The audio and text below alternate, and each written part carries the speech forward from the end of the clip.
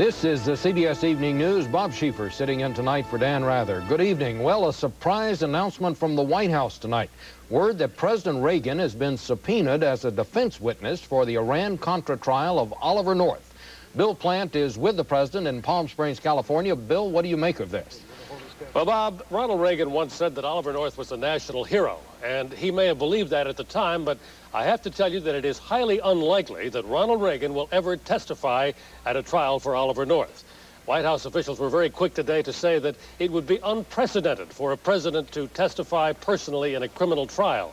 They added with emphasis that the historical precedent suggests, and these are their words, that any necessary or relevant information could be provided through written questions and answers. So it doesn't take much reading between the lines to understand, as one senior official put it, that there is no way Ronald Reagan is likely to appear in court. Bob? Of course, we should point out, Bill, that Ronald Reagan may well no longer be president by the time this trial gets underway. But what do you suppose, or what have they been able to tell you there about what North's lawyers have in mind here? What's the objective, do you suppose? Well, the feeling is that North's lawyers are trying to pressure the government to drop the case. They know very well that Ronald Reagan doesn't want to go to court and that precedent is against it. But they're trying to put on enough pressure, so the feeling goes, either to get the case dropped or to get a pardon for North. But a pardon is highly unlikely because Ronald Reagan is said to be convinced by his advisors, by his wife, by his own thinking, that the process of justice has to go forward, that if he pardoned North or anybody else who was involved, it would cast a shadow of guilt. That's how he puts it.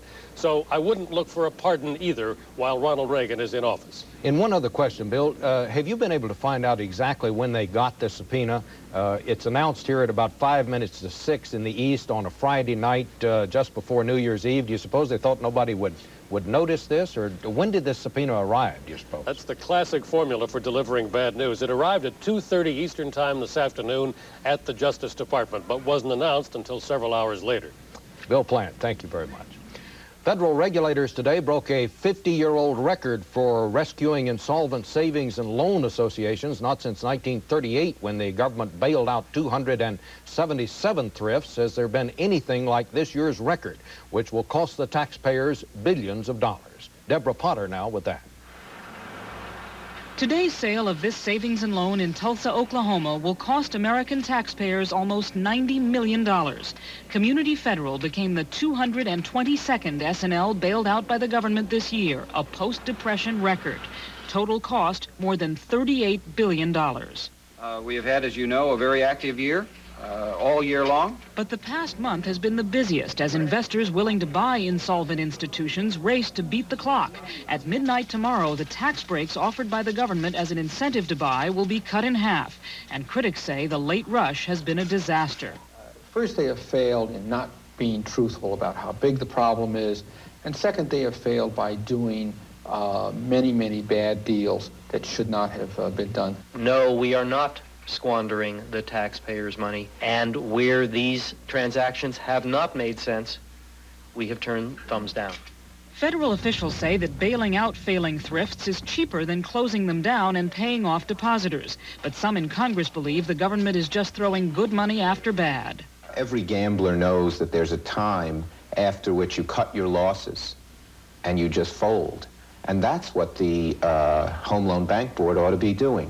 More than 300 S&Ls are still operating on the verge of bankruptcy.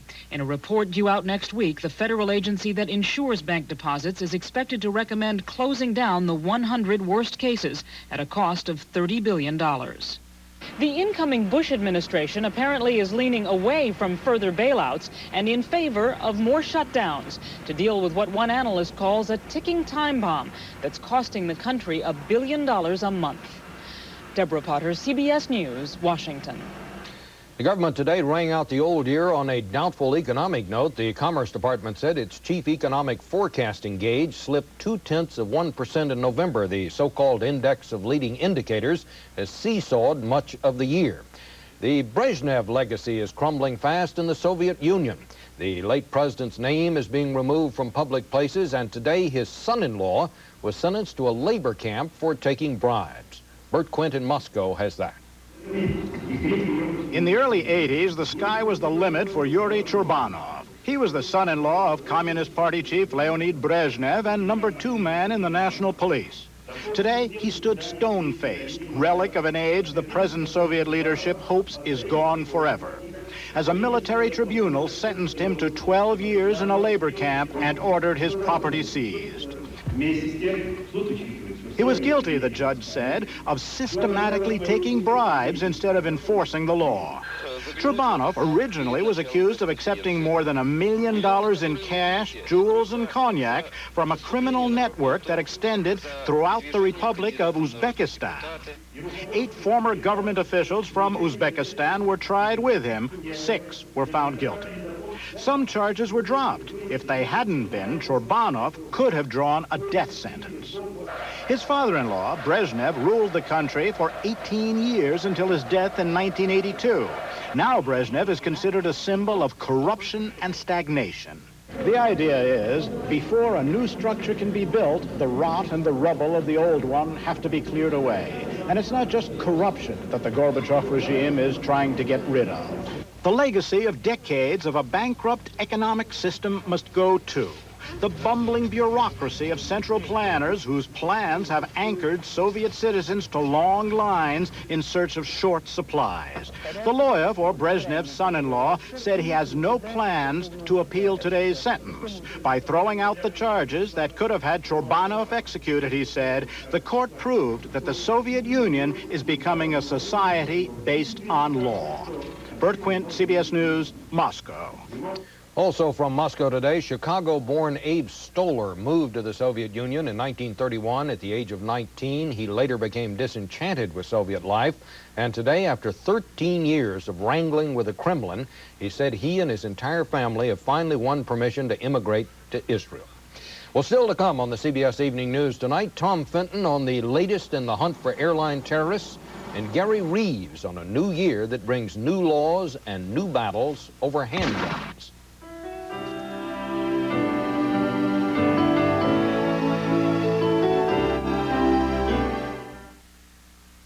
Days after the Pan Am bombing, there's been another death threat against American travelers, and security for U.S. airlines overseas is now stricter than ever. Our chief European correspondent, Tom Fenton, with that report. There was a new terrorist threat today, this one from the Guardians of the Islamic Revolution, one of the groups that has already claimed responsibility for bombing Pan Am 103. The threat came in a call to American news agencies in London. The caller warned of another attack unless the eldest son of the late Shah of Iran is deported from the United States. Police and intelligence officials still have no hard evidence about who is behind the bombing, but in Washington, the late Shah's son said such threats must be taken seriously. The worst thing that could happen for any government that stands for human rights and the democratic principles should not surrender to the political blackmail made by such terrorist activities. Meanwhile, the stringent new security precautions for American carriers went into effect at major European airports. Passengers were showing up 2 hours early today to submit to questioning and have their bags searched or x-rayed. I much prefer to get there 2 hours late than not get there at all. I hope that they're effective because I'm taking the exact same flight they crashed. But a spokesman for an international airlines association warned that the biggest security gap now is airport employees, people who do menial jobs and are not security screened and have access to the planes. Police are investigating whether it was airport ground staff who placed the bomb on board Pan Am 103 in Frankfurt or London. Its cockpit made its last flight today. It was carried off to a Royal Air Force lab to be studied for further clues that may help identify who was really behind the bombing. And in the makeshift morgue of Lockerbie tonight, bodies of some of the victims of the worst air disaster in British history are still waiting to be identified. Tom Fenton, CBS News, London. And following up now on our lead story tonight that President Reagan has been subpoenaed as a defense witness in the Oliver North trial, CBS News has now learned that President-elect Bush has been subpoenaed by North's lawyers as well.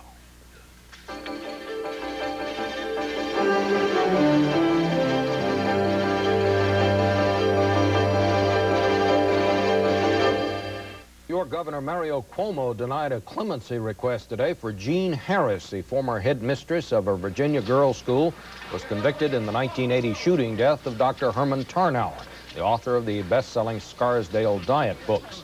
Mrs. Harris is 65. She's serving a term of 15 years to life. No reason given for today's denial of clemency.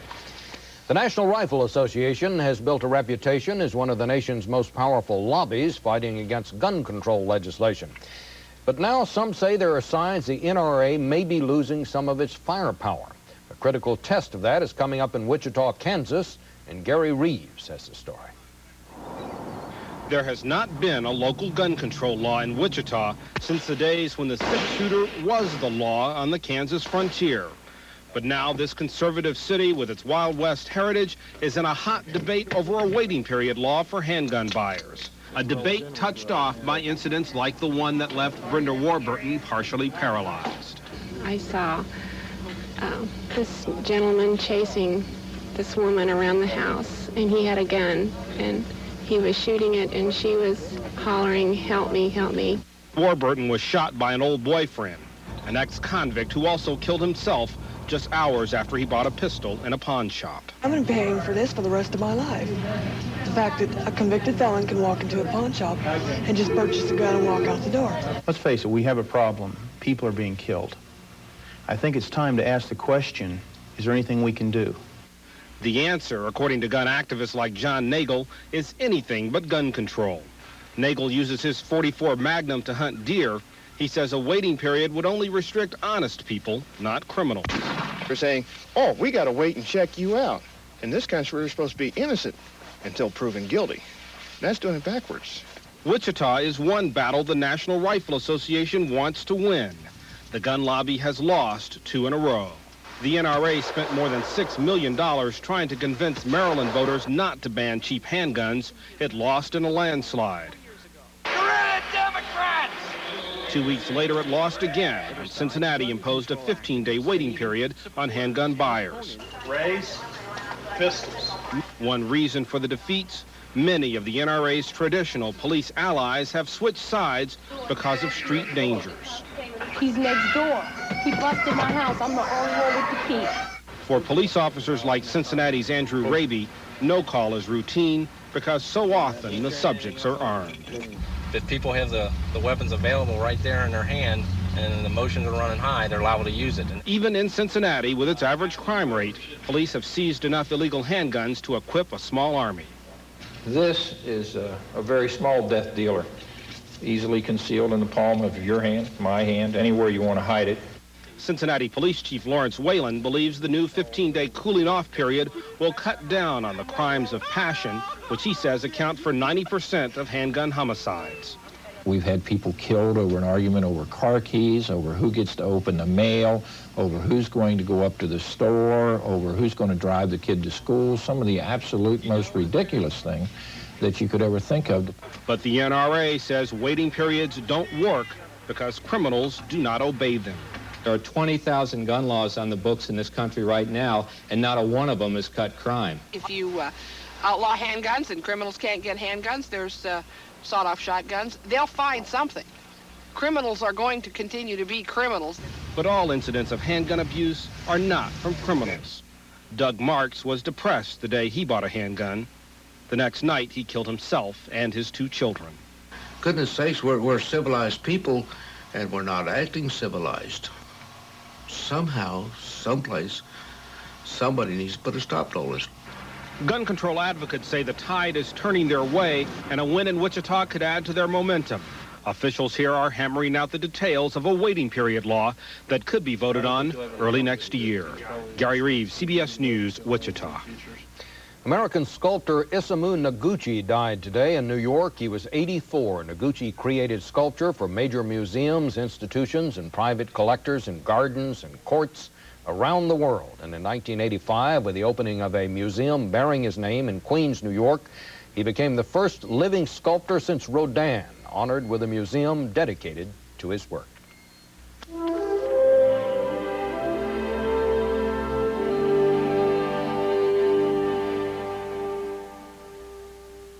Annual Year in Review, some of the sights and sounds that made the news in 1988. This year's review is the work of producer Marquita Poole, videotape editor Warren Lustig, and art director Ned Steinberg. So one more time, here's 1988. T-minus 15, 14. Read my lips. No new taxes. We want peace. There must be friendship between our two countries. Keep hope alive. Keep hope alive. 2, Keep 1, hope alive. 0, and liftoff. Liftoff. Americans return to space as Discovery clears the tower.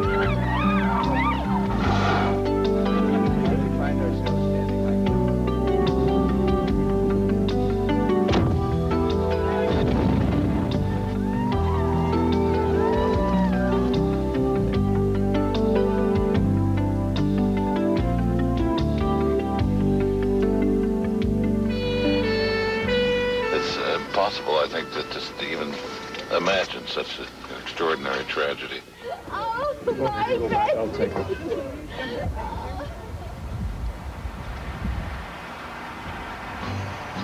1,300 Soviet troops started out today on the final leg home from Afghanistan. Don't you know, talking about a revolution sounds. Don't you know, talking about a revolution sounds. Don't you know you better run, run, run, run, run, run, run, run, run, run, run, run. Oh, I said you better run, run, run, run, run, run, run, run, run, run, run, run. Talking about a revolution, oh no. Talking about a revolution,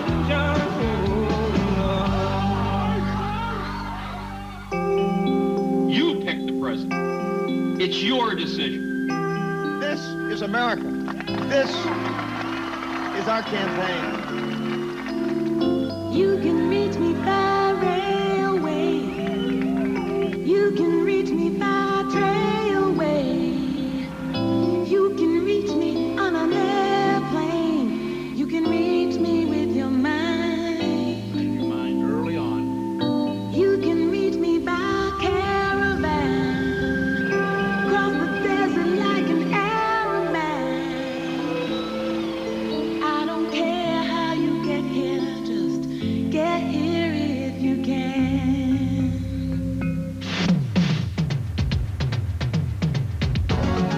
Hi, Mike Dukakis. How are you? Hello, sir.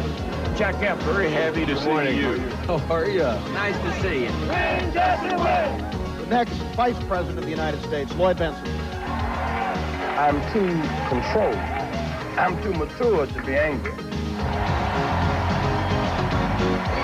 Poor George. He was born with a silver foot in his mouth. This election is not about ideology. It's about competence. My choice for the vice presidency is Senator Dan Quayle of Indiana. Go get him! Go out there and win one for the Gipper. This is my mission, and I will complete it. We're on your side. George Bush is on your He side. wants to help those who already have it made. He's using the liberal label again. Friends, this is garbage. I'm getting a little bit indignant about just one bum rap after another. Jack Kennedy was a friend of mine. Senator, you're no Jack Kennedy.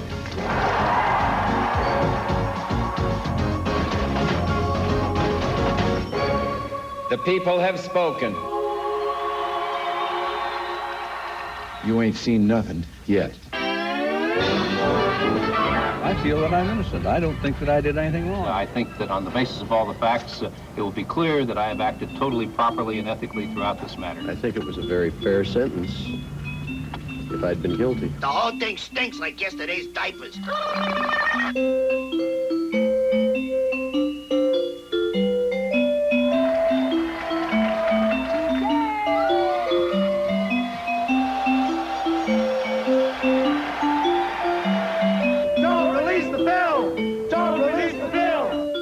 I keep saying, what have we done? What in the world have we done? I have sinned against you, my Lord.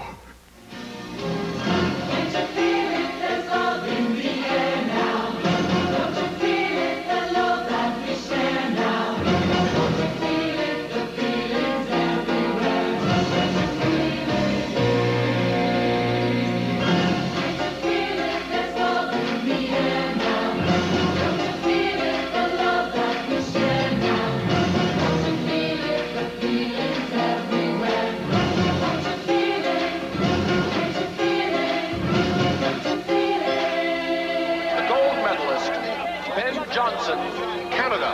the fastest man in the world, he became a national embarrassment.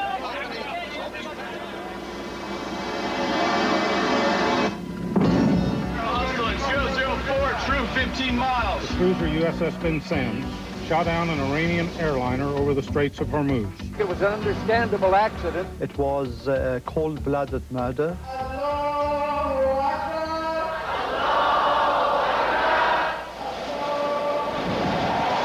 Hurricane Gilbert slammed into land this evening. The fight to stop the raging Yellowstone blazes is mostly a losing battle.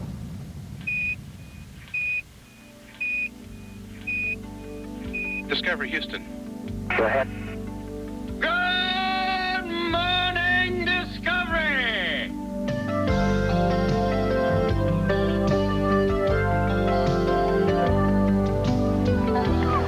Major touchdown. Discovery, welcome back. A great ending to the new beginning. Thanks a lot.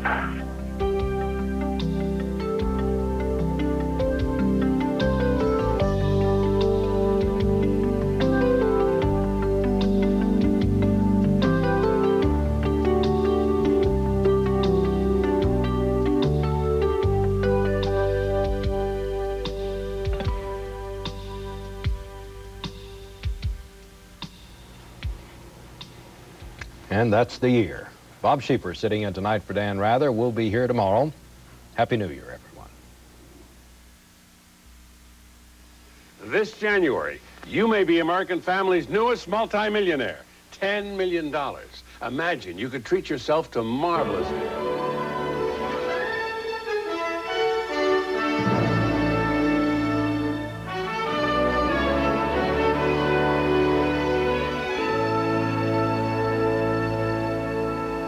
Tomorrow, the Eagles clash with the Bears. Sunday, the Vikings collide with the Niners. The NFC playoff battles only on CBS Sports. This is CBS. Cats have 9 lives.